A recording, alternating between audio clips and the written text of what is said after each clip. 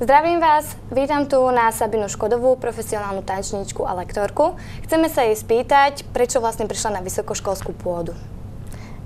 Já zdravím především všechny.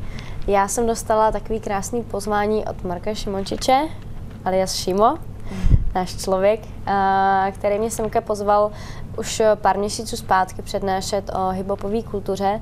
A druhá přednáška byla o cestování a vůbec jakoby zkušenosti z New Yorku a tak podobně.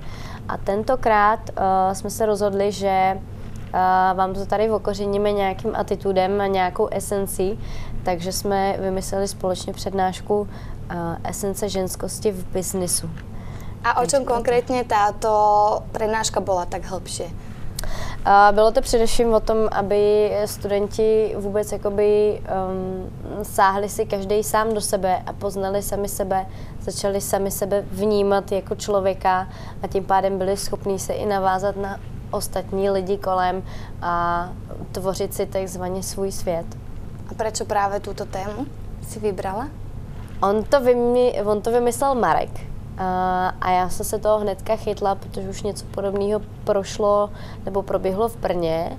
Nicméně to byla čistě jenom esence ženskosti, tam to bylo celé v podstatě o tom, aby ženy se probudily v ženy v to, co opravdu jsou, aby si uvědomili, co jsou a tak podobně. A tady jsme se vlastně rozhodli to zaměřit, jak využít tady tuto zbraň v podstatě ve světě biznisu. A ako sa ti to páčilo, tá prednáška, a ako sa ti páčili študenti, ako reagovali? Mě to neskutečně bavilo v tom, protože já vždycky se učím od těch lidí právě z těch jejich reakcí. Mě to vždycky jako posouvá taky dál, i když jsem ten člověk, který jim tam jakoby něco vypráví, nějakým způsobem je směřuje, dává jim nějaké rady, otvírá jim oči v určitých směrech, tak ale přesto mě to posouvá dál, protože já vidím, jak oni reagují na to, co říkám a jakým směrem reagují a já s tím potom můžu pracovat a mě samotnou neskutečně posiluje jako člověka. Ešte som chcela dodať, že ja som na prednáške bola a spájala si to aj s tancom. Má to teda úzký súvis.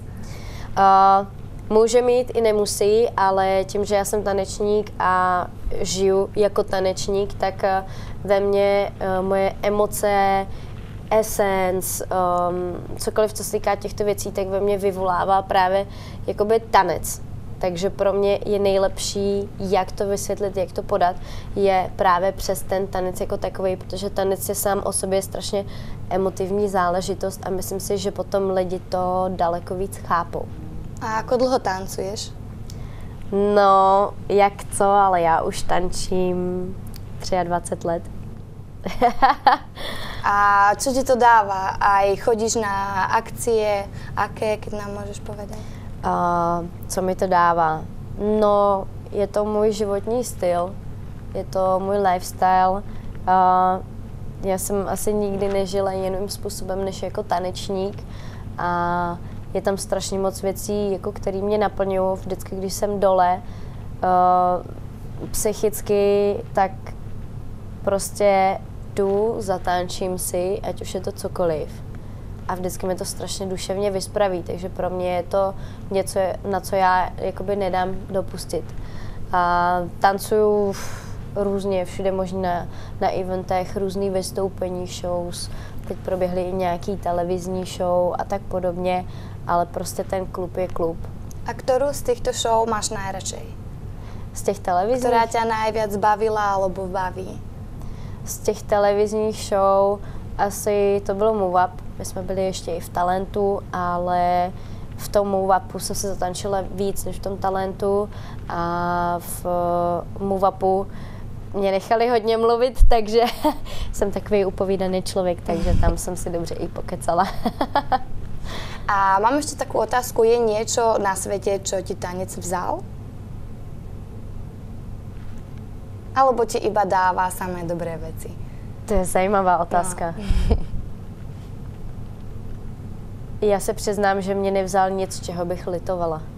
Vůbec. Mě dává, určitě jsou věci, které jako jsou náročnější, nebo neříkám, že díky tanci nepoznala, jenom prostě jsem k ním nějakým způsobem neinklinovala, tak jsem ani nevyhledávala, ale mám pocit, že tanec mi prostě stále jenom dává.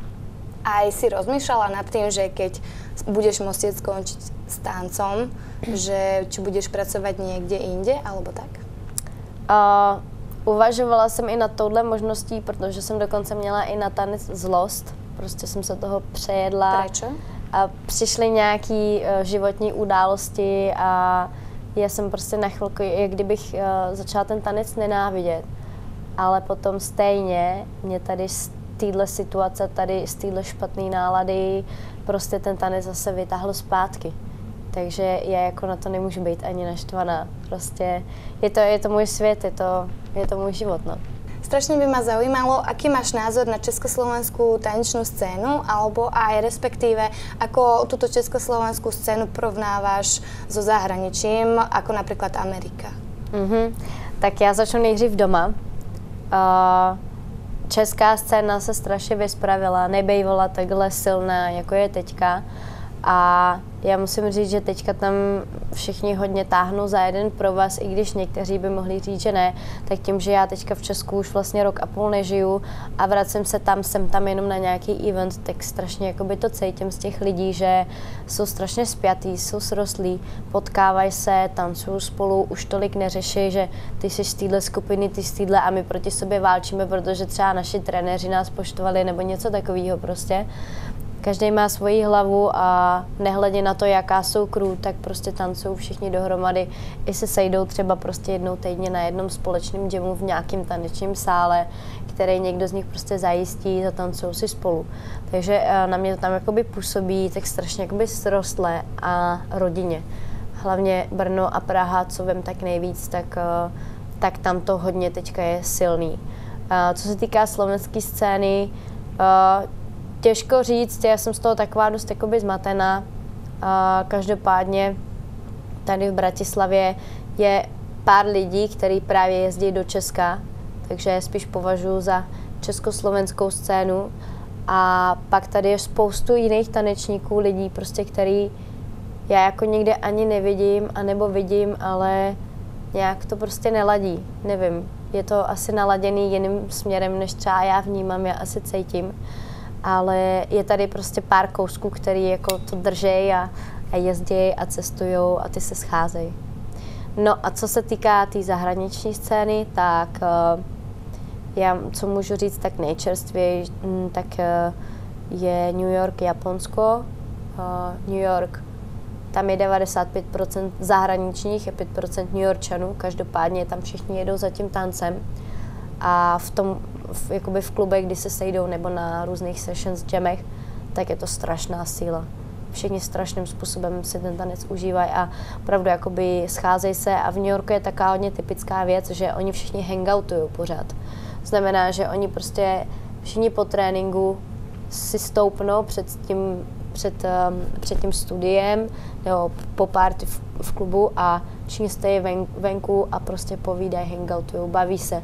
Tam vždycky, když někam jdete, tak si musíte připočítat ještě plus 2 hodiny, než se všichni jako vykecají a rozejdou domů. Když to v LA, to funguje jinak, tam prostě seš na lekci, tam spíš ty lekce, ty sessions tam jsou nějaké mocné, ale i tak tam skončí v klubu party, nebo skončí lekce a ty lidi se zvednou a jdou domů, protože to skončilo.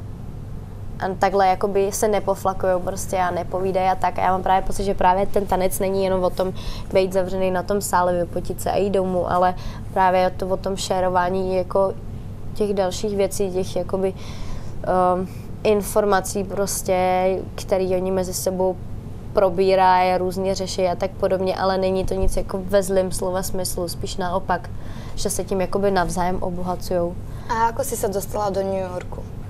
Já, jak jsem se dostala do New Yorku, můj kamarád Váhe prostě přišel jeden den a říká mi, hele Sábo, nepojedem do LA, pojedem do New Yorku, tam je opravdový tanec, tam je hlavně house dance a je tam prostě hip-hop a hip-hop to je prostě srdce úplně, New York je srdce hip-hopu a tam prostě musíme jet, tak já si říkám, no tak OK, protože já jsem předtím 2 roky byla právě v LA a spíš jsem tam chodila po těch tanečních studiích a ten New York byl prostě takový jako živočišnej najednou oproti tomu. A od té doby už jsem nikam jinam nejela, až jsem se dostala nakonec pár měsíců zpátky do Japonska. kde jsem byla učit ještě společně s mým tanečním partnerem. A tam ta komunita je ještě trošičku jiná. Mají neskutečný soul, všichni, strašně moc, oni strašně chtějí. Jediný co, tak oni na party moc jakoby neumějí tancovat, nebo co jsem tam zažila, nějaký party, jak moc neuměli jakoby tancovat, si užívat tu party jako takovou. Oni se furt betlujou prostě. Oni prostě jdou za tím, že hajja, rozsekám tě, ale mají neskutečně silný soul. A musím říct, že nebejt Aziatů, tak možná některé taneční styly už se ani netancují, protože oni to právě udrželi naživu. Takže určite doporučuješ, aby ľudia z tejto tanečnej scény chodili do zahraničia? Tak to rozhodně, to určitě, protože my jsme v tanci pořád ještě dost jakoby mladí a jsou státy, jsou prostě země, kde ten tanec je třeba o 20 let díl a oni nám mají hodně co předat. A i kdyby ten tanec byl v tom nějakém určitém státu stejně starý, tak vždycky si máme co předat, vždycky. Takže prostě i já, když jsem tehdy ještě byla v Česku nebo v Americe a jela jsem na Slovensko, tak vždycky jsem čerpala i z toho Slovenska. Protože prostě každý z nás má jinou příchuť. Ať už to začíná mentalitou, nebo je to ten tanec, nebo je to zrovna nálada, nebo vibe v tom místě, tak prostě každý z nás má jinou příchuť a my vždycky tu příchuť jako můžeme okusit toho druhého. Takže tento by si v podstate motivovala, aby ľudia určite išli. No tak to rozhodně. Ďakujem za rozhovor. Já taky.